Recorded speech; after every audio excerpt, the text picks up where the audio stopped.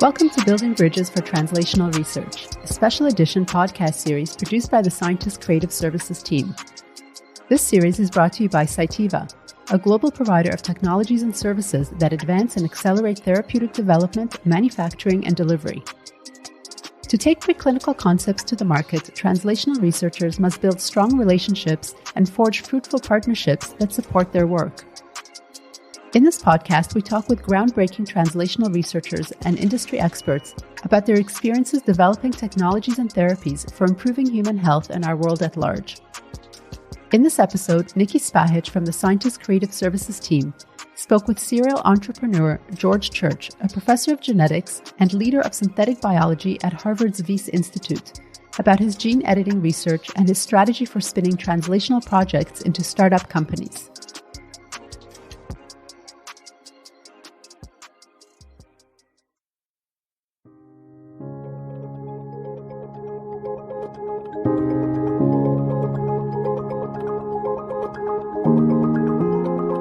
Hello, Dr. Church. Thank you for joining me. First, tell me about what inspired you to become a translational scientist. It was just kind of built into me, I think. I was very curious, as kids are, about the natural world. The World's Fair in 1964 in New York exposed me to all kinds of advanced technology, and that plus NASA kind of inspired me. For all those decades, I thought I was a scientist. I was really interested in engineering, which is almost by definition translational. I got the impression pretty early on that if you just publish a paper, it's not going to have any impact outside of the ivory tower. So you have to accompany it into the marketplace one way or another, either patents or startups or something like that. You earned your PhD at Harvard University working with Walter Gilbert, an early pioneer of human genome sequencing. What initially drew you to that kind of work, and how did that lead to your research creating genetic engineering tools? In order to sequence, you had to clone things in recombinant DNA. And so recombinant DNA, I think, was the clear predecessor to synthetic biology. So reading and writing molecular biology, I was attracted to Wally's lab because I could see that revolution coming. Partially also because he had worked on lac-repressor, and I was very interested in DNA binding proteins. So the two aligned, and I applied there for graduate school. Now you lead synthetic biology at the Wyss Institute. Tell me about the Institute's mission and how your synthetic biology research fits in. The Institute is focused on biologically inspired engineering. It could be inorganic engineering inspired by the organic biochemical world, or applying the principles of inorganic engineering to biological engineering. So there's two different ways that the inspiration can go. Synthetic biology is a pretty big part of all of that.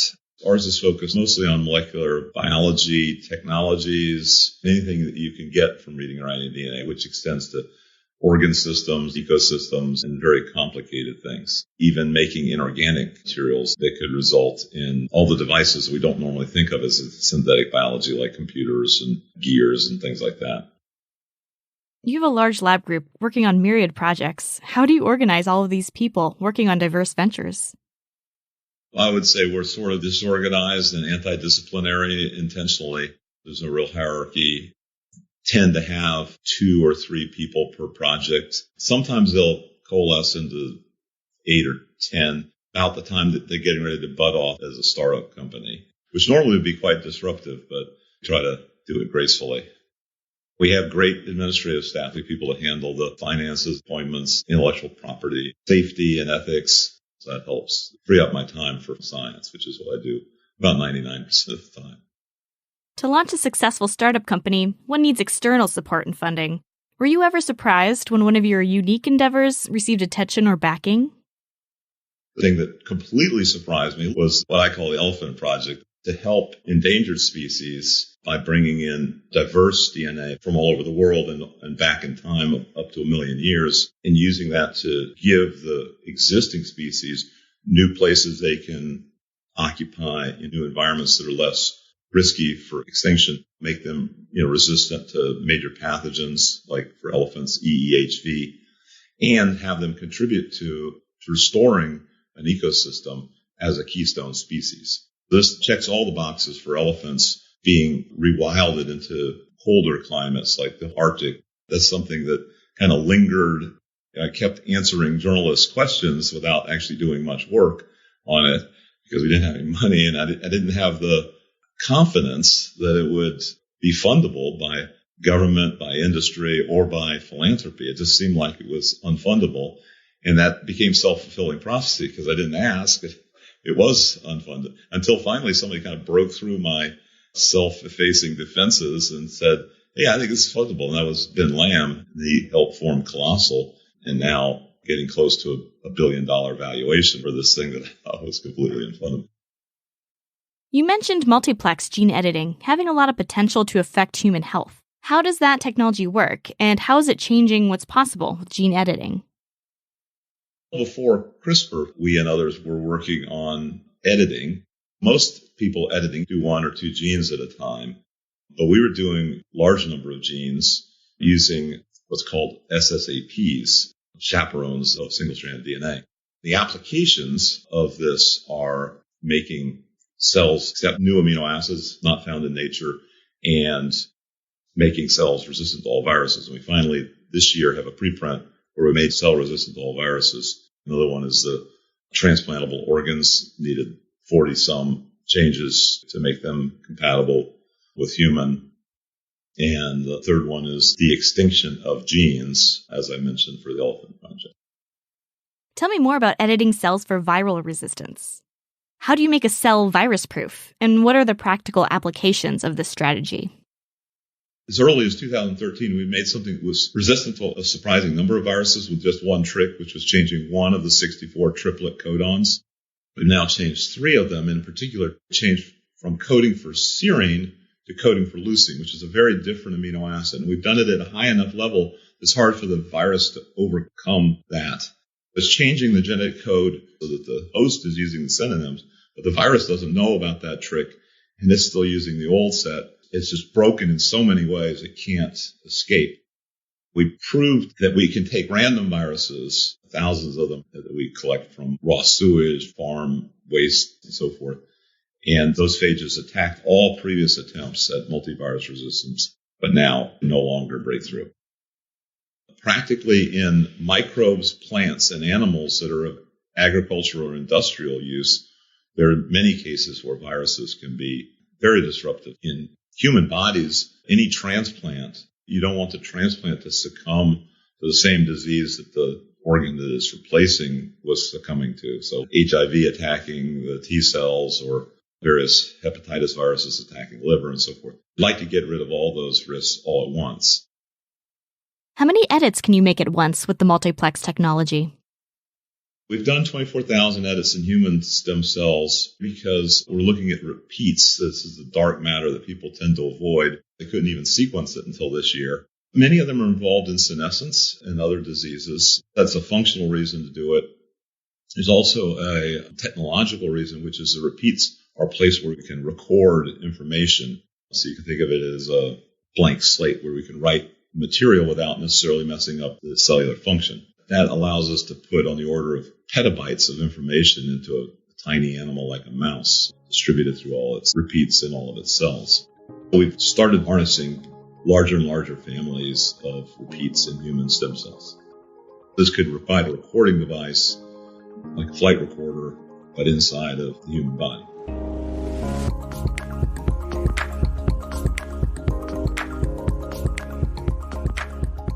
I'd like to talk about transitioning from academia to industry. You have founded nearly 50 companies. What drove you to start your first company, and what continues to inspire you to this day? The first few were basically people telling me that it was time. It was not proactive.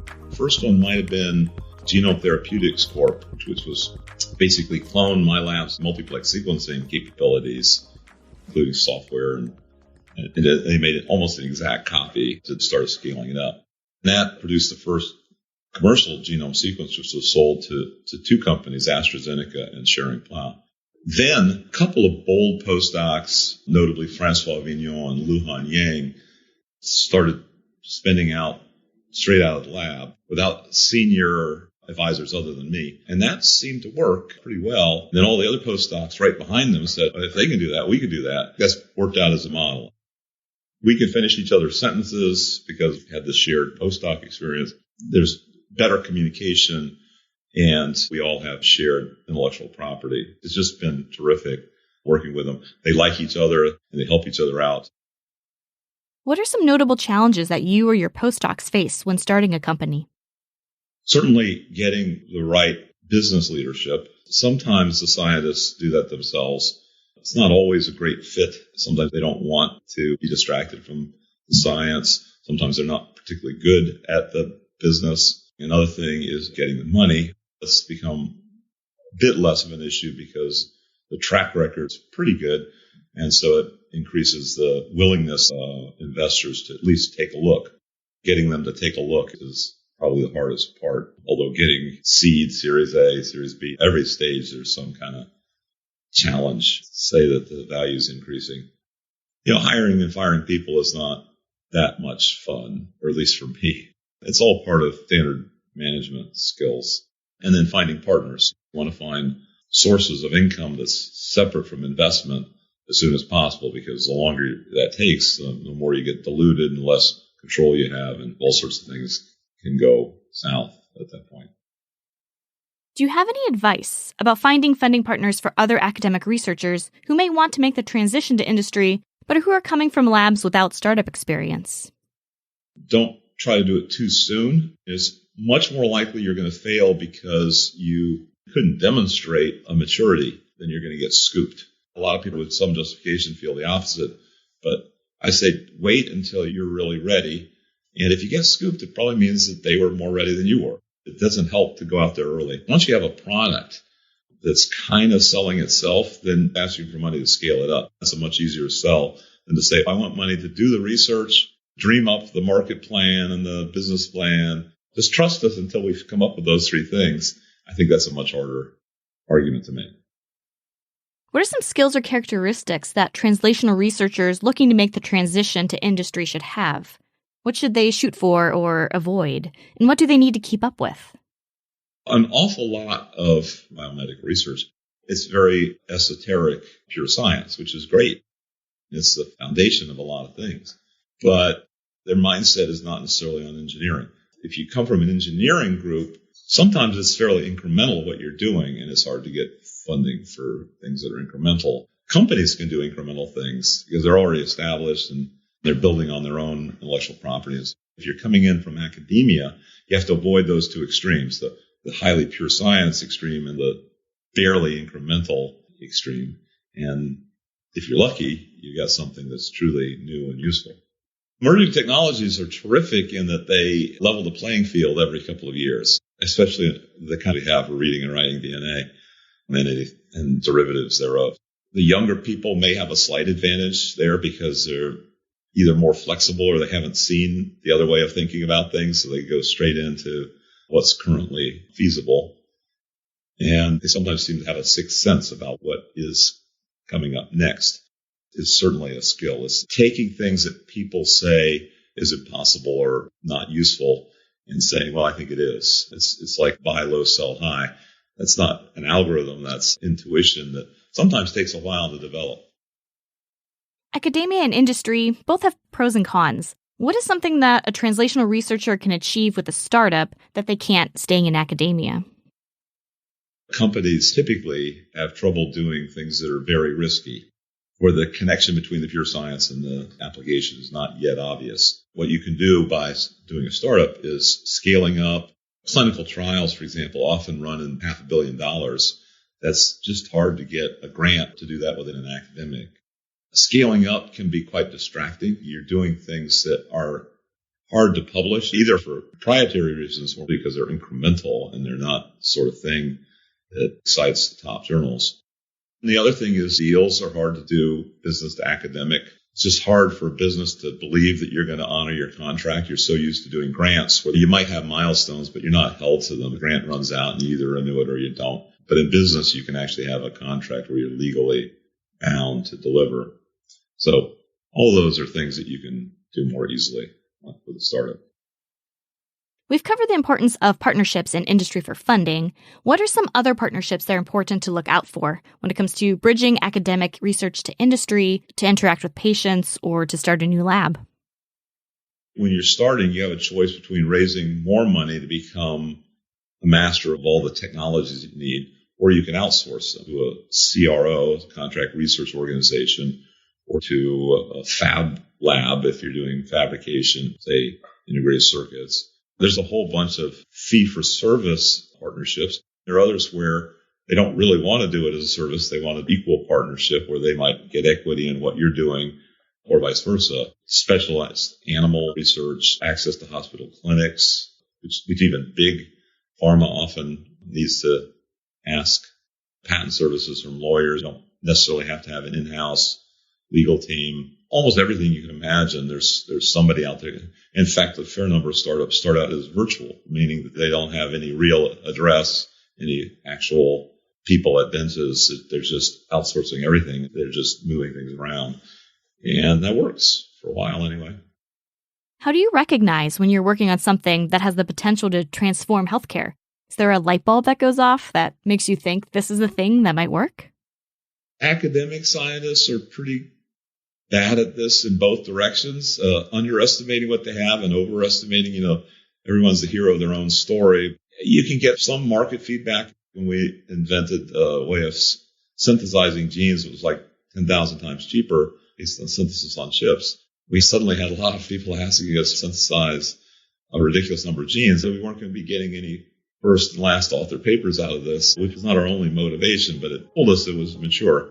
The other extreme was the elephant experience, where I underestimated how valuable it might be, of the spin-offs that might occur.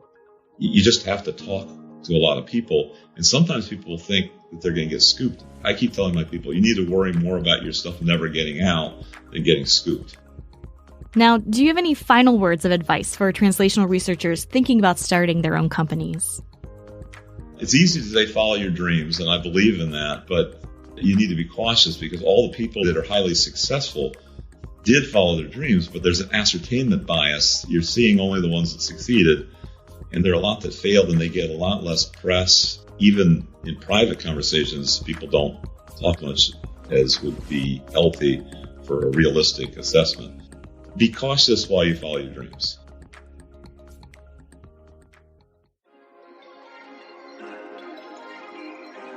Thank you for listening to Building Bridges for Translational Research, and thanks again to George Church, professor and leader of synthetic biology at the Wyss Institute.